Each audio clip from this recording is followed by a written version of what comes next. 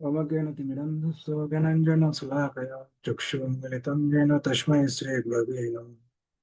नमो विष्णुपदाय कृष्णपृष्ठाय भूतले श्रीमते भक्तिवेदान्त स्वामिनिति नामिने। नमस्ते सरस्वतीदेवे गौरवाणी प्रचारिणे निर्विशेषशून्यवादी पश्चात्। नमो महावदन्य कृष्णप्रेमप्रदायते कृष्णाय कृष्णचैतन्य नाम्ने गौरतिशे नमः। नित्यानंद नमस्तो ब्रह्मानंद प्रदायिने कलहकल्मषनाशाय जाह्नवीपते नमः। पंचदत्तात्मकं कृष्णं भक्तरूपस्वरूपकं भक्तावतारं भक्तकं नमामि भक्तशक्तिकम्। जय श्री कृष्ण चैतन्य प्रभु नित्यानंद श्री अद्वैत गदाधर शिवासादि श्री गौर भक्तवृंद। हरे कृष्ण कृष्ण कृष्ण हरे हरे हरे राम राम राम हरे हरे। जय जय श्री चैतन्य जय नित्यानंद जय अद्वैत चंद्र जय गौर भक्तवृंद। जय श्री चैतन्य चरितामृत कृष्णदास कविराज गोस्वामी रचितम् आदिलीला द्वितीय परिच्छेद श्लोक संख्या 21। तमिमम् अहमजं शरीरभाजं हृदिरेदिधिष्ठितमात्मकल्पितनं प्रतिदृशम् इव नैकधारकामिकं समधिगतस्मि विधुता ধীমহ। পিতামহ ভীষ্ম বললেন, একই সূর্য যেমন বিভিন্ন স্থানে অবস্থিত বিভিন্ন দ্রষ্টার নিকট পৃথক পৃথক পৃথক সূর্যরূপে দৃষ্ট হয়, তেমনি দেহধারী প্রতিটি জীবের হৃদয়ে পরমাত্মা রূপে জন্মরহিত তোমাকে পৃথক পৃথক তত্ত্ব বলে ভ্রম হয়। কিন্তু দ্রষ্টা যখন নিজেকে তোমার একজন সেবক রূপে জানতে পারেন, তখন তার বিভেদ রূপ মোহ আর থাকে না। এভাবেই পরমাত্মাকে তোমার অংশ জেনে আমি এখন তোমার শাশ্বত রূপ উপলব্ধি করতে সক্ষম হলাম। এই শ্লোকটি শ্রীমদ্ ভাগবতের প্রথম স্কন্ধের নবম অধ্যায়ের 42 নম্বর থেকে উদ্ধৃত। পাণ্ডব ও কৌরবদের পিতামহ ভীষ্মদেব শরশয্যায় শায়িত হয়ে জীবনের অন্তিম সময়ে এই শ্লোকটি পাঠ করার মাধ্যমে শ্রীকৃষ্ণের উদ্দেশ্যে তার প্রণীত নিবেদন করেছিলেন। মরা যুধিষ্ঠির যখন মৃত্যুর পথযাত্রী ভীষ্মদেবের কাছ থেকে নৈতিক ও ধর্ম সম্বন্ধীয় উপদেশ গ্রহণ করছিলেন, তখন শ্রীকৃষ্ণ, অর্জুন ও অগণিত বন্ধু বান্ধব আত্মীয় স্বজন মুনি ঋষি সেখানে সমবেত হয়েছিলেন। তার জীবনের অন্তিম সময় উপস্থিত হলে ভীষ্মদেব শ্রীকৃষ্ণের দিকে তাকিয়ে এই শ্লোকটি পাঠ করেছিলেন। বিভিন্ন ব্যক্তির দৃষ্টিতে একই সূর্যকে যেমন ভিন্ন ভিন্ন সূর্য বলে মনে হয়, তেমনি শ্রীকৃষ্ণের একাংশ পরমাত্মা প্রতিটি জীবের হৃদয়ে অবস্থান করায় তাকে ভিন্ন ভিন্ন পরমাত্মা বলে মনে হয়। কেউ যখন ভাগবত সেবায় যুক্ত হয়ে পরমেশ্বর ভগবান শ্রীকৃষ্ণের সঙ্গে ঘনিষ্ঠ সম্পর্কিত হন, তখন তিনি পরমাত্মাকে পরমেশ্বর ভগবানের অংশ প্রকাশ রূপে দর্শন করেন। ভীষ্মদেব জানতেন যে পরমাত্মা হচ্ছেন শ্রীকৃষ্ণের অংশ প্রকাশ, এবং তিনি এও উপলব্ধি করেছিলেন যে শ্রীকৃষ্ণ হচ্ছেন জন্মরহিত চিন্ময় পরম পুরুষ। সেই তো গোবিন্দ সাক্ষাৎ চৈতন্য বসাই, জীবন স্তরিতে হয়েছে দয়ালু আর নাই। সেই গোবিন্দ স্বয়ং চৈতন্য গোসাই রূপে আবির্ভূত হয়েছেন বদ্ধ জীবদের উদ্ধার করার জন্য। তার মতো এমন দয়ালু আর কেউ নেই। ব্রহ্ম পরমাত্মা প্রকাশের মাধ্যমে গোবিন্দের তত্ত্ব বর্ণনা করে শ্রী চৈতন্য চরিতামৃতের প্রণেতা এখন প্রমাণ করছেন যে শ্রী চৈতন্য মহাপ্রভুই হচ্ছে সেই গোবিন্দ। ভগবান শ্রীকৃষ্ণ ভাগবত গীতার শিক্ষা প্রদান করা সত্ত্বেও যে সমস্ত বদ্ধ জীবেরা তার সেই শিক্ষার হৃদয়ঙ্গম করে তাকে যথাযথভাবে উপলব্ধি করতে পারেনি, তাদের উদ্ধার করার জন্য তিনি স্বয়ং কৃষ্ণ ভক্ত রূপে এই জগতে অবতীর্ণ হয়েছেন। ভাগবত গীতায় পরমেশ্বর ভগবান শ্রীকৃষ্ণ স্পষ্টভাবে নির্দেশ দিয়েছেন যে পরম তত্ত্ব হচ্ছেন সবিশেষ পুরুষ, নির্বিশেষ ব্রহ্ম হচ্ছে তার দেহ নির্গত রশ্মির ছটা, এবং পরমাত্মা হচ্ছেন তার অংশ প্রকাশ। তাই সমস্ত মানুষদের নির্দেশ দেওয়া হয়েছে সব রকমের জড় মতবাদগুলি বর্জন করে শ্রীকৃষ্ণের প্রদর্শিত পন্থা অনুসরণ করতে। ভগবানের চরণে অপরাধী মানুষেরা তাদের অজ্ঞতার জন্য এই উপদেশ কিন্তু হৃদয়ঙ্গম করতে পারল না।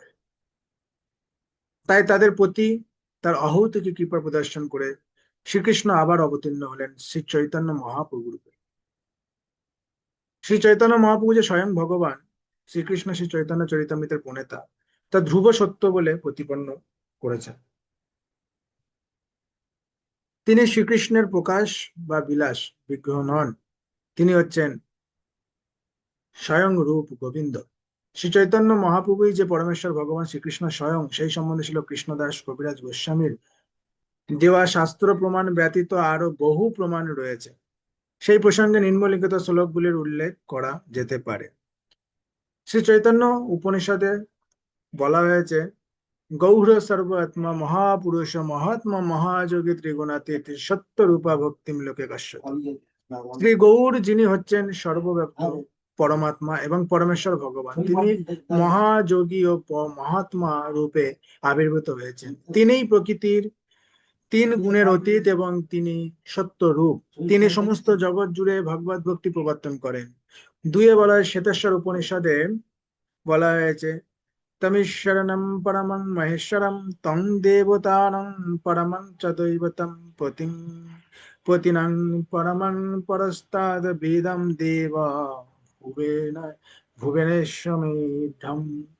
হে পরমেশ্বর, আপনি পরম মহেশ্বর, সমস্ত দেবতাদের আরাধ্য এবং সমস্ত ঈশ্বরদের মধ্যে পরম ঈশ্বর। আপনি সমস্ত পতিদের পতি পরমেশ্বর ভগবান এবং সমস্ত আরাধ্য পুরুষদের মধ্যে আরাধ্য। महानु प्रभुर्वै पुरुषः सत्तस्य प्रवर्तको सुनिर्मूलां इमं प्राप्तिम् ईशानो জ্যোতিরাব্যয়ঃ। পরমেশ্বর ভগবান হচ্ছেন মহাপ্রভু, যিনি দিব্য জ্ঞান প্রদান করেন। তার সংস্পর্শে আসার অর্থই হচ্ছে অব্যয় ব্রহ্মজ্যোতির সংস্পর্শে আসা। মুন্ডক উপনিষদে বলা হয়েছে, যদ্ধ পশ্যতে রুক্নাবর্ণম কর্তারামেশম পুরুষাম ব্রহ্মজনীম। পরম ভক্তা, পরম কর্তা, পরম ব্রহ্মের উৎস সেই গৌরকান্তি পরম পুরুষকে যিনি দর্শন করেছেন তিনি মুক্ত। শ্রীমদ্ ভাগবতে বলা হয়েছে, ধ্যায়ম সদ্ধ পরভিভগ্নম অভীষ্ট দেহম তীর্থস্পদম শিব বীরিস ঋঞ্চিতানিতম শরণম ভৃত্তার্তিয়হম প্রণতপাল ভবাদ্দীপেত্যম বন্ধে মহাপুরুষতে চরণারবিন্দম। সকলের পরম ধেয় শ্রীমান মহাপ্রভু চরণারবিন্দে আমরা আমাদের প্রণীতি নিবেদন করি। তিনি তার ভক্তদের অমর্যাদা ধ্বংস করেন, তিনি তার ভক্তদের ক্লেশ দূর করেন এবং তাদের সমস্ত বাসনা চরিতার্থ করে তাদের সন্তুষ্টি বিধান করেন। তিনি হচ্ছেন সমস্ত তীর্থের উৎস এবং সমস্ত মুনি ঋষিদের আশ্রয়। তিনি শিব, বিরিঞ্চি মানে ব্রহ্মা আদিরও আরাধ্য। তিনি হচ্ছেন ভবসমুদ্র পার হওয়ার তরণী। ত্যক্তা সুদুস্তজ্জ সুরে শীতরাজ্যলক্ষ্মীম ধর্মিষ্ঠ আর্য বচসা যদগাদরণ্যম ময়া মৃগম দ্বৈতৈপ্সিতম সদ্ভবদ বন্ধে মহাপুরুষতে চরণারবিন্দম। আমরা সেই মহাপুরুষের চরণাবৃন্দের বন্দনা করি, যিনি হচ্ছেন সকলের ধ্যেয়। তিনি তার গৃহস্থ আশ্রম এবং স্বর্গের দেবতাদেরও আরাধ্য। তার নিত্য সহচরী শ্রী লক্ষ্মী দেবীকে ত্যাগ করে মায়াচ্ছন্ন অধঃপতিত জীবদের উদ্ধার করার জন্য গভীর অরণ্যে প্রবেশ করেছিলেন। প্রহ্লাদ মহারাজ বলেছেন, ইথম নৃতির যোগ ঋষি দেব ঋষভ অবতার লোকান বয়সী হংসী জগৎ প্রতিপাদ ধর্মং মহাপুরুষ পাশে যুগানুবৃত্তম ছন্ন কলহ যদ ভাবস্ত্রী যুগহ তোষতম। হে ভগবান, আপনি নর, পশু, ঋষি, দেবতা, জলচর, জীব আদি বিভিন্ন কুলে অবতীর্ণ হয়ে জগতের সমস্ত শত্রুদের সংহার করেন। এভাবেই আপনি জগৎকে দিব্য জ্ঞানের আলোকে উদ্ভাসিত করেন। হে মহাপুরুষ, কলিযুগে আপনি কখনো কখনো নিজেকে প্রচ্ছন্ন করে অবতরণ করেন। তাই আপনার আর এক নাম ত্রিযুগ, যিনি কেবল 3 যুগে আবির্ভূত হন। কৃষ্ণ যা মূলে বলা হয়েছে, পুণ্যক্ষেত্রে নবদ্বীপে ভবিষ্যামি শচীসুত। পুণ্যক্ষেত্রে নবদ্বীপে আমি শচীদেবীর পুত্ররূপে আবির্ভূত হব। বায়ু পুরাণে বলা হয়েছে, কলহ সংকীর্তনাস্তে নারম্ভে ভবিষ্যামি শচীসুত। কলিযুগে যখন সংকীর্তন আন্দোলন আরম্ভ হবে, তখন আমি শচীদেবীর পুত্ররূপে অবতীর্ণ হব। ব্রহ্মজমলে বলা হয়েছে, অতঃ বাহম ধরধামে ভূত্বা মদ্ভক্ত রূপধৃক মায়া আম চ ভবিষ্যামি কলহ সংকীর্তনাগমে। কখনো কখনো আমি ভক্তরূপে ধরাধামে অবতীর্ণ হই। বিশেষ করে কলিযুগে সংকীর্তন আন্দোলন শুরু করার জন্য আমি শচীদেবীর পুত্ররূপে আবির্ভূত হই। অনন্ত সংহিতায় উল্লেখ করা হয়েছে, জয়ৈব ভগবান কৃষ্ণ রাধিকা প্রাণবল্লভ সৃষ্টাদোষ জগন্নাথে গৌর আশ্বিন মহেশ্বরী। হে মহেশ্বরী, যিনি শ্রীমতী রাধারানীর প্রাণধন এবং সমস্ত জগতের সৃষ্টি স্থিতি ও প্রলয়ের ঈশ্বর, সেই জগতের নাথ ভগবান শ্রীকৃষ্ণ গৌর সুন্দর রূপে আবির্ভূত হন।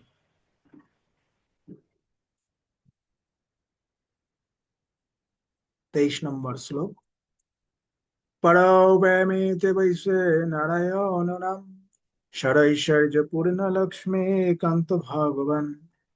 লক্ষ্মী দেবীর প্রতি শ্রী নারায়ণ পরব্রহ্ম বা চিৎ জগৎ অবস্থান করেন। তিনি ঐশ্বর্য, বল, শ্রী জ্ঞান, যশ ও বৈরাগ্য, এই 6টি ঐশ্বর্যে পরিপূর্ণ।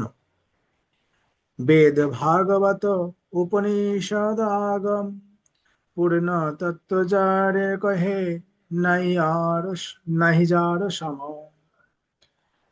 পরমেশ্বর ভগবান হচ্ছেন তিনি যাকে সমস্ত বেদ, ভাগবত, উপনিষদ এবং অন্যান্য শাস্ত্রে পূর্ণ তত্ত্ব বলে বর্ণনা করা হয়েছে। তার সমান আর কেউ নেই। পরম তত্ত্বের সবিশেষ রূপ বর্ণনা করে বেদে প্রচুর প্রামাণিক তথ্য প্রদান করা হয়েছে। তার কয়েকটি নিম্নে উদ্ধৃত করা হল। ঋক সংহিতায় উল্লেখ করা হয়েছে, তদবিষ্ণু পরমং পদং সদা পশ্যন্তি সূরয়া দিবি বা চক্ষুরতত। পরমেশ্বর ভগবান শ্রী বিষ্ণু হচ্ছেন পরম তত্ত্ব, যার শ্রীপাদপদ্ম দর্শন করার জন্য সমস্ত দেবতারা সর্বদা উদ্গ্রীব হয়ে থাকেন। সূর্য কিরণের মতো তিনি তার শক্তির কিরণের মাধ্যমে সর্বব্যাপ্ত। বিকৃত দর্শনের ফলে তাকে নির্বিশেষ বলে মনে হয়। নারায়ণত্ব শিবোপনিষদে উল্লেখ করা হয়েছে, নারায়ণ দেব সম্মত পদন্তে নারায়ণাৎ প্রবর্ততে নারায়ণে পুলিয়ন্তে অথ নিত্য নারায়ণ নারায়ণ এবাদম সর্বম যদ্ভূতম যচ্ছ ভব্যম। শুদ্ধ দেব এক নারায়ণ ন দ্বিতীয় অস্তি কশ্চিত। নারায়ণের থেকে সবকিছুর উদ্ভব হয়েছে, তার দ্বারাই সবকিছু প্রতিপালিত হয় এবং চরমে সবকিছু তার মধ্যেই লীন হয়ে যায়। তাই নারায়ণ নিত্য। যা কিছুর অস্তিত্ব এখন রয়েছে এবং ভবিষ্যতে যা কিছু সৃষ্টি হবে, সেসবই নারায়ণ ব্যতীত আর কিছু নয়। তার শ্রী বিগ্রহ পরম বিশুদ্ধ। সেই নারায়ণ এক এবং অদ্বিতীয়। নারায়ণ উপনিষদে উল্লেখ করা হয়েছে, যত প্রসুপ্ত জগত প্রসুপ্ত। সমস্ত জগৎ যার থেকে প্রকাশিত হয়েছে, সেই নারায়ণ হচ্ছেন সবকিছুর পরম উৎস। শীর্ষে পঞ্চরাত্রে উল্লেখ করা হয়েছে, পরমাত্মা হরির দেবহ। শ্রী হরি হচ্ছেন পরমাত্মা এবং পরমেশ্বর ভগবান। শ্রীমদ ভাগবতে বলা হয়েছে, নারায়ণ অভিধানস্য ব্রহ্মণ পরমাত্মন নিষ্ঠমহার্ত বক্তম জিয়ম হি ব্রহ্মবিত্তমা। হে মুনিগণ, আপনারা যেহেতু ব্রহ্মজ্ঞ পুরুষদের মধ্যে শ্রেষ্ঠ, সেই জন্য আপনারা কৃপা করে আমাদের কাছে নারায়ণের স্বরূপ সম্বন্ধে বর্ণনা করুন, যে নারায়ণকে ব্রহ্ম এবং পরমাত্মা রূপে অভিহিত করা হয়ে থাকে। স্থিত দর্পলয়তো রহিতস্য যত স্বপ্ন জাগর সুষুপ্তিষু সম্ভুশ্চি দেহেন্দ্রিয়াসু হৃদয়ানি চবন্তি येन সঞ্জীবিতানি তদ্বেহি পরম পরম নরেন্দ্র। হে রাজন, যিনি এই বিশ্বের সৃষ্টি স্থিতি এবং ও প্রলয়ের হেতু কিন্তু স্বয়ং হেতু রহিত, তিনি নারায়ণ নামে পরম তত্ত্বরূপে জ্ঞাতব্য। যিনি স্বপ্ন, জাগরণ ও সুযুক্তি দশায় এবং তারও ঊর্ধ্বে সমাধি প্রভৃতি স্তরে সর্বত্র সদরূপে অনুবর্তনশীল তিনিই ব্রহ্মস্বরূপ পরম তত্ত্বরূপে জ্ঞাতব্য। এই দেহ, ইন্দ্রিয়, প্রাণ, হৃদয় এগুলি যার শক্তিতে সঞ্জীবিত হয়ে নিজ নিজ কার্যে প্রবৃত্ত হয়, তিনিই পরমাত্মা জ্ঞাপক পরম তত্ত্বরূপে জ্ঞাতব্য। ভক্তি যোগে ভক্ত পাই যাহার দর্শন, সূর্য যেন সবিগ্রহ দেখে দেবগণ। স্বর্গের দেবতারা যেমন সূর্যদেবকে প্রত্যক্ষভাবে দর্শন করেন, ভক্তিযোগে ভাগবত ভক্ত সেই রকম ভাবে পরমেশ্বর ভগবানকে দর্শন করতে পারেন। পরমেশ্বর ভগবানের নিত্য শাশ্বত রূপ রয়েছে, যা জড় চক্ষুর দ্বারা দর্শন করা যায় না, অথবা মনোধর্ম প্রসূত জল্পনা কল্পনার দ্বারা উপলব্ধি করা যায় না। কেবলমাত্র দিব্য ভাগবত সেবার মাধ্যমে ভগবানের চিন্ময় রূপ উপলব্ধি করা যায়। এখানে সূর্যদেবের সবিশেষ রূপ দর্শনের সঙ্গে ভগবানের চিন্ময় রূপ দর্শনের তুলনা করা হয়েছে। আমরা যদিও আমাদের জড় চক্ষুর মাধ্যমে সূর্যদেবের সবিশেষ রূপ দর্শন করতে পারি না, কিন্তু তিনি সবিশেষ সত্তা সম্পন্ন এবং স্বর্গের দেবতারা তার রূপ দর্শন করতে পারে। কারণ সূর্যদেবের দেহ নির্গত যে রশ্মির ছটা তাকে আবৃতি আবৃত করে রেখেছে, সেই রশ্মির ছটার আবরণ ভেদ করে সূর্যদেবকে দর্শন করার উপযুক্ত চক্ষু তাদের রয়েছে। জড়া প্রকৃতির নির্দেশনায় পরিচালিত প্রতিটি গ্রহেরই নিজস্ব একটি পরিবেশ রয়েছে, তাই কোনো বিশেষ গ্রহে যেতে হলে সেখানকার পরিবেশের উপযোগী একটি বিশেষ দেহের প্রয়োজন হয়। পৃথিবীর মানুষেরা হয়তো চন্দ্রলোকে গিয়ে থাকতে পারে, কিন্তু স্বর্গের দেবতারা অনায়াসে অগ্নিময় সূর্যলোকে প্রবেশ করতে পারে। পৃথিবীর মানুষের কাছে যা অসাধ্য, স্বর্গের দেবতাদের কাছে তা সহজলভ্য, কেননা তাদের শরীর ভিন্ন ধরনের এবং উচ্চ ক্ষমতা সম্পন্ন। তেমনি পরমেশ্বর ভগবানকে দর্শন করার জন্য ভাগবত প্রেমের অঞ্জনে বঞ্জিত চিন্ময় চক্ষুর প্রয়োজন আছে, যারা অপ্রাকৃত শব্দ তরঙ্গে সাহায্য ব্যতীত বৈজ্ঞানিক গবেষণা ও মনোধর্ম প্রসূত জল্পনা কল্পনার মাধ্যমে পরম তত্ত্বকে জানবার চেষ্টা করে, তারা কখনোই তাকে জানতে পারে না। আরোহ পন্থায় পরম তত্ত্বকে জানার চরম সীমা হচ্ছে ব্রহ্ম উপলব্ধি এবং পরমাত্মা উপলব্ধি, কিন্তু সেই পন্থায় কখনো সবিশেষ ভগবানকে জানা যায় না।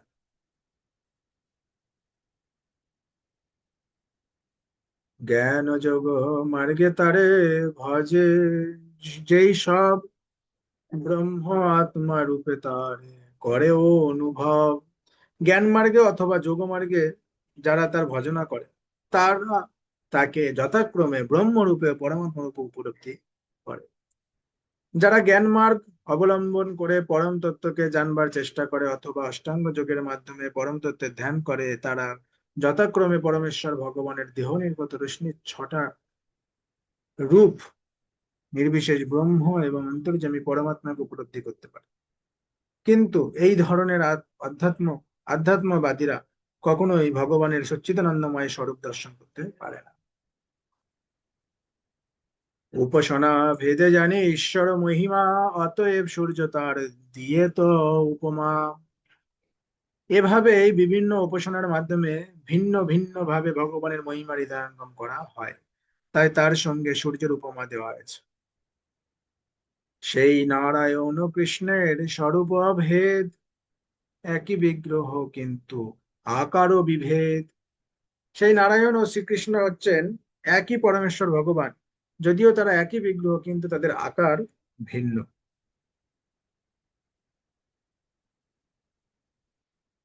ইহ তদিভুজ তিহ ধরে চারি হাত, ইহ বেনু ধরে তিহ চক্রাদি কোষাত। পরমেশ্বর ভগবান শ্রীকৃষ্ণ দ্বিভুজ এবং তার সেই ভুজদ্বয়ে তিনি বংশী ধারণ করেন, আর তার নারায়ণ রূপে তিনি চতুর্ভুজ এবং সেই ভুজ ও চতুষ্টয়ে তিনি শঙ্খচক্র, গদা ও পদ্ম ধারণ করেন।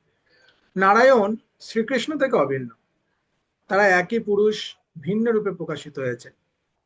উচ্চ আদালতের মানে হাইকোর্টের বিচারপতি যেমন আদালতে অবস্থানকালে একভাবে এবং তার বাড়িতে অবস্থান করলে ভিন্নভাবে জীবনযাপন করে, এটি অনেকটা সেই রকম। নারায়ণ রূপে ভগবান চতুর্ভুজ, কিন্তু কৃষ্ণের কৃষ্ণরূপে তিনি দ্বিভুজ।